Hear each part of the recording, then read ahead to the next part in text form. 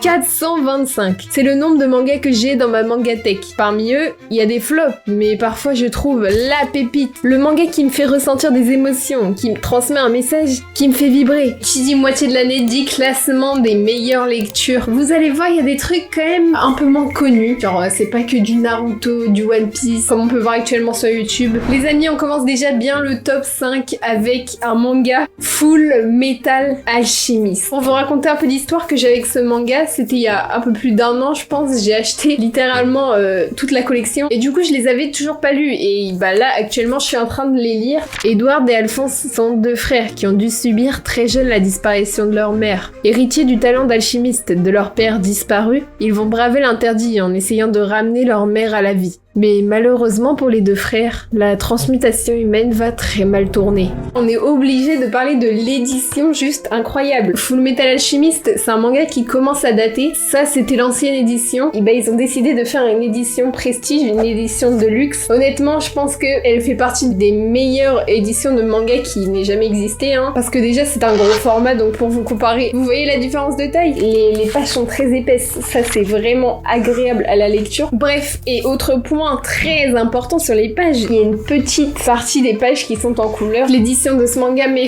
quel banger! Là, je peux vous dire que je me tape le manga tous les soirs. Comment mieux dormir que ça? Voilà, posez-moi la question. C'est un manga spécial qui transmet un message, quoi. Et j'aime vraiment le message qu'il transmet, c'est-à-dire que tout est égal en fait. Donc si tu fabriques quelque chose à partir d'un 2, tu peux pas fabriquer un 3, bref. Maintenant, on passe au 4e manga de cette vidéo, donc le top 4, 100 Bucket List of the Dead. Déjà un manga un peu moins connu, je crois qu'il a un peu percé cette année ou l'année dernière. Ici on est sur une édition classique, contrairement à Full Metal Alchemist. C'est un format que j'aime bien parce que certains mangas, vous voyez, ils sont un peu rigides. Là c'est un manga, il est bien souple, il est assez fin. Et que dire déjà, je kiffe le style graphique, assez enfantin mais qui contraste avec l'histoire de ce manga parce que oui, c'est un seinen. Cela fait 3 ans que Akira Tendo travaille dans une société esclavagiste. Il est en total burn-out et même plus assez lucide pour s'en apercevoir. Jusqu'au jour où son quotidien bascule. Une invasion zombie ravage le monde entier. Pour Akira, c'est tout sauf une mauvaise nouvelle. C'est le plus beau jour de sa vie. Il va enfin pouvoir profiter. Et c'est pour ça qu'il se dresse une liste de 100 choses à faire avant de mourir. C'est un anti-personnage un peu, j'ai envie de dire. Il pense un peu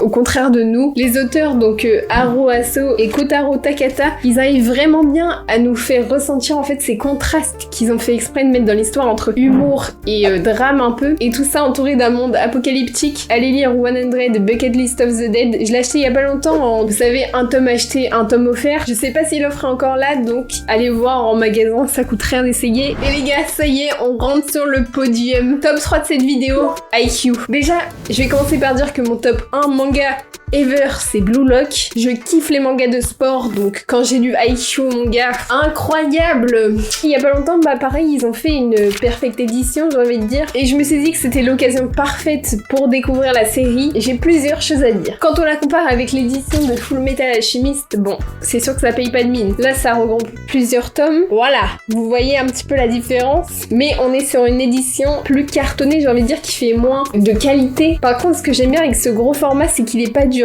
Parce que avec Full Metal Alchemist, en fait je l'abîme en voulant tourner les pages parce que le manga il est assez rigide, alors que là, voilà, là c'est bien souple, donc c'est vraiment facile à lire. Et la couverture qui a été refaite, incroyable. Derrière on a ce personnage incroyable. C'est vrai que les pages sont pas très épaisses. Là je sais pas si vous voyez, il y a un tout petit peu de transparence, mais moi ça m'a pas dérangé quand je l'avais lu. Et pour parler d'histoire, oh là là, Shoyo Hinata a un idole, le petit géant. Fan de volleyball, il rêve de devenir un jour comme cet homme de petite taille qui a su briller lors des années d'or de son établissement. Mais pour ça, il lui reste encore un long chemin à parcourir. Bref, cette brique est un énorme banger, cette brique est mon top 3 en fait. Juste, il y a un truc qui me stresse, voilà, dites-moi si ça vous stresse aussi, mais on est d'accord que sur la cover, il a un big Straviz. Non mais en fait, ça m'a stressé, fallait que je le dise. On passe au top 2 de cette vidéo, l'avant-dernier manga, donc là, on est au sommet, là c'est Kaizen Prime, peut-être le manga le plus bizarre que j'ai dans ma mangatech.